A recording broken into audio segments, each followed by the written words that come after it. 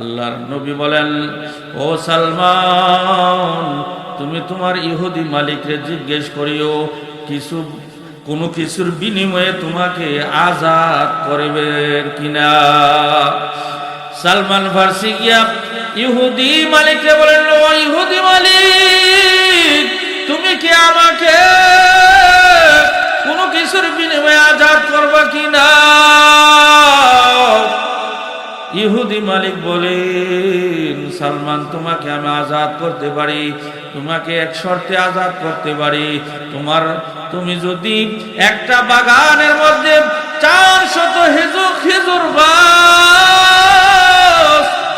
লাগায়া দিবা, 400 খেজুর গাছ একসাথে বড় হইবে। একসাথে বড় হওয়ার পরে একসাথে প্রত্যেকটা গাছের মধ্যে খেজুর আসবে। যদি একটা গাছ মরিয়া যায় তাহলে কিন্তু শর্ত বাতিল। সালমান ফার্সির মনটা কালো হয়ে গেল, চেহারাটা কালো বর্ণ হয়ে গেল। নবীর দরবারে আসে বললেন, ইয়া রাসূলুল্লাহ, ইয়া হাবিবাল্লাহ। নবীর এক সাহাবী হযরত সালমান ফার্সি রাদিয়াল্লাহু তাআলা আনহু, সালমান ফার্সি রাদিয়াল্লাহু তাআলা আনহু গোলাম ছিলেন। সালমান ফার্সি রাদিয়াল্লাহু তাআলা আনহু অনেক বছর যাবত নবীকে খুঁজতেছিলেন। এমন একটা সময় ছিল যে সময়ের মধ্যে ঈসা আলাইহিস সালামের উঠিয়ে নেওয়ার পরে নবীজি আসার আগ মুহূর্তটাই আইয়ামে জাহিলিয়াতের যুগ বলা হয়। ওই যুগের মধ্যে অন্যায় অবিচার অত্যন্ত বেশি ছিল। ওই যুগের মধ্যে সালমান ফার্সি রাদিয়াল্লাহু তাআলা আনহু অপেক্ষায় ছিলেন, কোন সময় নবীজি আসবেন অপেক্ষায় ছিলেন। আজকে আমরা ইহুদি নাসারার সাথে হাত মিলিয়ে চলি। ইহুদি নাসারারা আমাদের বন্ধু নয়, শত্রু। শুধু এখন না, নবীজির যুগেই নবীজির আব্বা আব্দুল্লাহ, ওনাকেও মারার জন্য প্ল্যান করেছিলেন। তুখরিজুল হাইয়্যা মিনাল মাইয়িতি ওয়া তুখরিজুল মাইয়িতা মিনাল হাই। নবীজির আব্বা হযরত আব্দুল্লাহ, ওনাকে মারার জন্য ইহুদিরা প্ল্যান করেন। ইহুদিরা নবীর আব্বাকে মারার জন্য প্ল্যান করলেন কেন? ওই যুগের মধ্যে নবীজি আসার আগে দিয়া আকাশের মধ্যে একটা নক্ষত্র ওঠে। ওই নক্ষত্র দেখার পরে সমস্ত ইহুদিরা, যারা জ্ঞানী গুণী, যারা গণনা করে, তারা গণনা করে দেখলো এমন এক সময়ের মধ্যে একজন ব্যক্তি আসতেছে যার নাম মুহাম্মদুর রাসূলুল্লাহ সাল্লাল্লাহু আলাইহি ওয়াসাল্লাম। ওই মুহাম্মদুর রাসূলুল্লাহ সাল্লাল্লাহু আলাইহি ওয়াসাল্লাম আসার পরে ইহুদিরা চিন্তা করলেন আমাদের ধর্ম সব কিছু নষ্ট করে দিবে। ইহুদিরা প্ল্যান করলেন নবীজির পিতা আব্দুল্লাহ, ওনাকে যদি আমরা দুনিয়া থেকে বিদায় করে দেই তাহলে নবী মুহাম্মদ আসতে পারবে না। এ ভাইরা আমার, নবীজির পিতা আব্দুল্লাহ উট দুম্বা চড়াইতেছিলেন। চড়াইতে চড়াইতে অনেক দূর চলিয়া গেলেন মক্কা থেকে। 70 জন ইহুদি যারা কমান্ডার ছিলেন, যুদ্ধে পারদর্শী ছিলেন, তাদেরকে পাঠায়া দিলেন, আব্দুল্লাহরে একা পাওয়া মাত্র তোমরা তাকে হত্যা করে ফেলবে। নবীজির পিতা আব্দুল্লাহ টের পেয়ে, লক্ষ্য করে টের পেয়ে দেখলেন আমাকে তো তারা মারতে আসতেছে। তখন তিনি দৌড়াইতে দৌড়াইতে বাঁচার জন্য দৌড়ানি শুরু করলেন। দৌড়ানোর পরে নবীজির নানা নবীজির নানা ওয়াহাব জোহরি তিনি দেখলেন আব্দুল্লাহকে দৌড়াইতেছেন। ওয়াহাব ইবনে আব্দুল্লাহ নবীজির না ওয়াহাব জোহরি দেখলেন আব্দুল্লাহকে দৌড়াইতেছে। এখন তিনি চিন্তা করলেন, আহারে আব্দুল্লাহকে তো মেরে ফেলবে, আমার বন্ধুর ছেলে, তাকে যদি মেরে ফেলে আমরা তাকে মারতে দিব না। ওনার মহাফেক কতগুলো মানুষ নিয়ে তাদের উপর আক্রমণ করলো। আক্রমণ করার পরে ওয়াহাব জোহরি কাছে গিয়ে দেখলেন আল্লাহ আসমান থেকে অনেক অগণিত ফেরেশতা, কিছু কিছু রাওয়াতে কিছু ফেরেশতা নামায় দিলেন।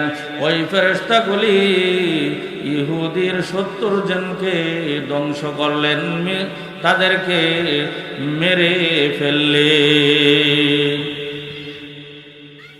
তাদেরকে হত্যা করে আব্দুল্লাহকে বাঁচাইলে। তাহলে ভাইরা আমার, ও নবীর উম্মতের দল, ইহুদি নাসারা আজকে নাম নবীর আমল থেকে তারা মুসলমানের শত্রু। আজকে তাকায়া দেখেন ফিলিস্তিনের মুসলমানদেরকে কিভাবে তারা ধ্বংস করতেছে, কিভাবে মাসুম বাচ্চাগুলি তারা মারতেছে। এই ইহুদিরা যে কত খারাপ। ও মুসলমান, এখনো তোমরা বোঝার সময় হয় নাই। এমন একটা দিন আসবে ইহুদির হাতে তোমাকে আমাকেও মার খাইতে হবে। ও নবীর উম্মত, আল্লাহর গোলাম, ঈমান মজবুত করো, ঈমান মজবুত করো, দ্বীনের পথে আসো। পৃথিবীতে যত ধর্ম দেখো, সব ধর্মের লোকেরাই কিন্তু মুসলমানের শত্রু। হযরত সালমান ফারসি এক ইহুদির ঘরে গোলাম হিসেবে ছিলেন। সালমান ফারসি খেজুর গাছ পরিষ্কার করতেছিলেন। ওই মালিকের ছেলের বন্ধু এবং মালিকের ছেলে কয়েকজন মিলে তারা কথা বলতেছেন। একজন আরেকজনকে বলতেছেন, শুনছো মদিনা মক্কার মধ্যে একজন ব্যক্তি আসছে যার নাম মুহাম্মদ। ওই মুহাম্মদ মদিনার মধ্যে ওয়াহাব জোহরির বাড়িতে আসছে। নবী মুহাম্মদ নামে, তিনি নাকি মুসলমানদের নবী। মদিনার বুকে আইয়ুব আনসারীর বাড়িতে মুহাম্মদ নামের আব্দুল্লাহর বেটা, বাবার নাম আব্দুল্লাহ, মায়ের নাম আমেনা, তিনি নাকি আইয়ুব আনসারীর বাড়িতে আসছে। মক্কা থেকে হিজরত করে আইয়ুব আনসারীর বাড়িতে আসছে, তিনি নাকি মুসলমানদের নবী। এইভাবে কথোপকথন করতেছেন। সালমান ফারসি খেজুর গাছের উপরে উঠিয়া গাছ পরিষ্কার করতেছিলেন।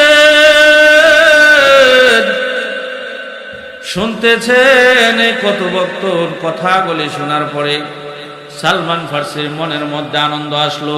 সালমান ফারসি চিন্তা করলো, যার আশায় এতদিন আমি ছিলাম, তিনি আইয়ুব আনসারীর বাড়িতে আসছে, আমার যাইতে হবে, আমি ওই নবীর কাছে বয়াত হতে হবে। ভাইরা আমার, কত মানুষ নবীকে দেখেছে কিন্তু তারা মুসলমান হয় নাই। আবু জেহেল নবীজির চাচা ছিলেন, আবু জেহেল নবীজিকে দেখেছেন। আবু জেহেলের মতো কত লোক নবীজিকে দেখেছে কিন্তু তারা মুসলমান হয় না, কারণ তাদের কপালে হেদায়েত ছিল না। আল্লাহ কোরআনে বলেন, খাতামাল্লাহু আলা কুলুবিহিম ওয়া আলা সামঈহিম ওয়া আলা আবসারিহিম গিশাওয়া ওয়া লাহুম আযাবুন আযীম।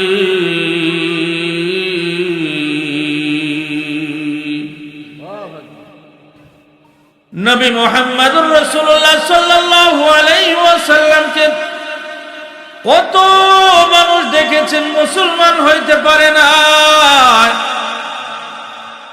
আমরা নবীকে দেখি নাই, আল্লাহকে দেখি নাই। এমনও নবীর উম্মত আছে না দেখিয়া নবীর জন্য তারা নিজের জীবন দিতেও প্রস্তুত। এ নবীর উম্মত আল্লাহর গোলাম। আল্লাহ বলেন, কুল ইন কুনতুম তুহিব্বুনাল্লাহ ফাত্তাবিউনি ইউহিব্বুকুমুল্লাহ।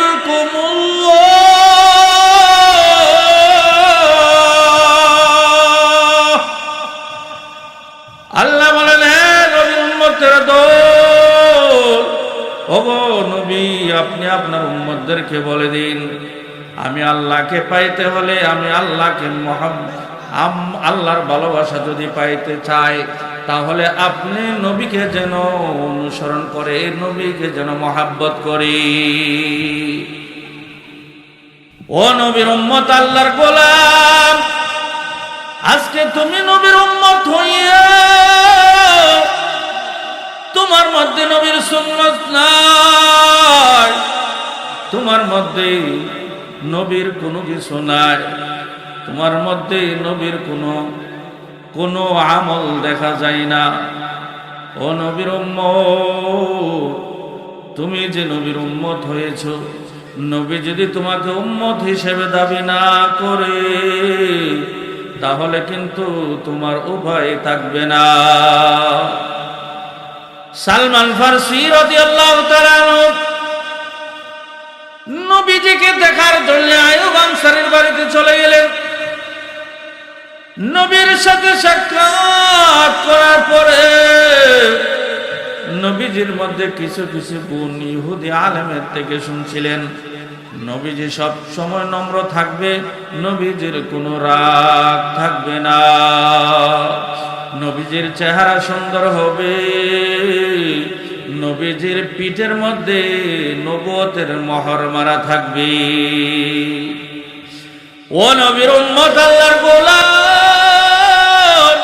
সালমান ফারসি রাদিয়াল্লাহু তাআলা আনহু সব কিছু পাওয়ার পরে এখন পাগল হয়ে গেলেন নবীর নবুয়তের মোহর দেখার জন্য। এবার আরেকদিন গিয়া নবীর পিছন দিক দিয়া বসলেন। বসার পরে নবীজিকে শুক্লায়া দেবে পিঠের মধ্যে মর দিয়া নবীর জামা সরাইয়া যখন নবুয়তের মোহর দেখলেন, দেখার পরে নবুয়তের মোহরের মধ্যে চুমা দিতে লাগলি। ও নবীর উম্মত, আল্লাহর গোলাম, নবীর সাহাবীরা বললেন, ও সালমান ফারসি, তুমি কি করো? নবীজি বলেন, ও সাহাবারা, বাধা দিও না, সালমান ফারসি মনের আশা পূরণ করার জন্য সুযোগ দাও। সালমান ফারসি নবুয়তের মোহর দেখার পরে এবার ডাক দিয়ে বললেন, নবী গো, আপনি আমাকে মুসলমান করে ফেলেন, আমি আর দেরি করতে চাই না।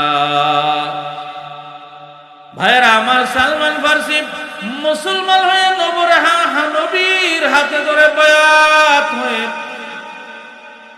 যখন ইহুদির বাড়িতে গেলেন, ইহুদি জিজ্ঞেস করেন, ও সালমান ফারসি, তোমায় কোথায় গেলা? এবার সালমান ফার্সি বলেন, যার জন্য আমি অপেক্ষমান ছিলাম, যার জন্য আমি এতদিন অপেক্ষা করতেছি, ও আয়ুব আনসারীর বাড়িতে একজন ব্যক্তি এসেছে, ওনার নাম মুহাম্মদ। ওনার জন্য এতদিন অপেক্ষায় ছিলাম, আমি ওনার হাতে ধরে মুসলমান হয়ে গিয়েছি। ও নবীর উম্মত, আল্লাহর গোলাম, এবার সালমান ফার্সিকে ইহুদি এত আঘাত করতে শুরু করলো, মার শুরু করলো, মারতে মারতে মাটির মধ্যে শোয়া দিল। সালমান ফার্সি কান্দে আর বলে, মুসলমানের উপরে এত অত্যাচার, মুসলমান হইলে বুঝি এত কষ্ট করা লাগে? আজকে তাকায়া দেখো রে ভাই, ফিলিস্তিনের মুসলমানের কি অপরাধ ছিল। এই ছোট্ট মাসুম বাচ্চাগুলিকে বোমা মারিয়া মারিয়া ধ্বংস করে দিতেছে। ও মুসলমান নবীর উম্মত, এখনো যদি তোমার এই মন মজবুত না করো, মনে রাখো তোমার উপরেও এই মুসিবত আসতেছে। সালমান ফার্সি আবার নবীর দরবারে এসে বলেন, ইয়া রাসূলুল্লাহ, ইয়া হাবিবাল্লাহ, ওগো নবীজি, আমি বৃদ্ধ মানুষ, আমার বয়স হয়ে গিয়েছে, এখন আমাকে ইহুদি বহু মারধর করে, আমি কি কোনোদিন গোলামি থেকে আজাদ হতে পারবো না? আল্লাহর নবী বলেন, ও সালমান, তুমি তোমার ইহুদি মালিকরে জিজ্ঞেস করিও, কোনো কিছুর বিনিময়ে তোমাকে আজাদ করবে কিনা। সালমান ফার্সি গিয়া ইহুদি মালিককে বলেন, ও ইহুদি মালিক, তুমি কি আমাকে কোনো কিছুর বিনিময়ে আজাদ করবা কিনা? ইহুদি মালিক বলেন, সালমান, তোমাকে আমি আজাদ করতে পারি, তোমাকে এক শর্তে আজাদ করতে পারি। তুমি যদি একটা বাগানের মধ্যে 400 খেজুর গাছ লাগায়া দিবা, 400 খেজুর গাছ একসাথে বড় হইবে, একসাথে বড় হওয়ার পরে একসাথে প্রত্যেকটা গাছের মধ্যেই খেজুর আসবে। যদি একটা গাছ মরিয়া যায় তাহলে কিন্তু শর্ত বাতিল। সালমান ফার্সির মনটা কালো হয়ে গেল, চেহারাটা কালো বর্ণ হয়ে গেল। নবীর দরবারে আসে বললেন, ইয়া রাসূলুল্লাহ, ইয়া হাবিবাল্লাহ, ওগো নবীজি, ইহুদি মালিক আমাকে এই শর্ত দিয়েছে, একটা বাগানের মধ্যে 400 গাছ একবারে লাগাইতে হবে, আবার একবারে বড় হইতে হবে, একসাথে বড় হওয়ার পরে একসাথে খেজুর ধরতে হবে। ও নবীর উম্মত, আল্লাহর গোলাম, কেমন নবী তুমি আর আমি পেয়েছি। নবীজি বললেন, সালমান, চিন্তা করো না, আমি তোমার এই খেজুর গাছগুলি আমার নিজ হাতে লাগাইয়া দেব। ভাইয়ের আমার, নবীর হাতের মধ্যে কত বরকত ছিল। নবীজি মালিকের সাথে আলোচনা করে শর্ত ফাইনাল করে 400 খেজুর গাছ এনে রোপণ করলেন, একটা খেজুর গাছ। ওমর রাদিয়াল্লাহু তাআলা আনহু বলেন, ও গো নবী, একটা গাছ আমি রোপণ করি। নবীজি বলেন, করো। এবার 400 গাছের মধ্যে একটা গাছ বড় হচ্ছে না। সালমান ফার্সি বলেন, নবী গো, একটা গাছ তো বড় হইতেছে না, ওই গাছটার কারণে তো শর্ত বাতিল হয়ে যাবে। নবীজি বলেন, ও সালমান, চিন্তা করো না, আমি ওই গাছটা উঠাইয়া আবার রোপণ করে দিতেছি। ভাইয়েরা আমার, ওই গাছগুলি নবীজির হাতে লাগানো হয়েছিল, একসাথে বড় হয়েছে, একসাথে খেজুর গাছ থেকে বাহির হয়েছে। সালমান ফার্সিকে মুক্ত করে দেওয়া হইল। এবার সালমান ফার্সি আনন্দে আত্মহারা। ভাইরা আমার, কেমন নবীর উম্মত তুমি আর আমি, নবীজির হাতের মধ্যে কত বরকত ছিল।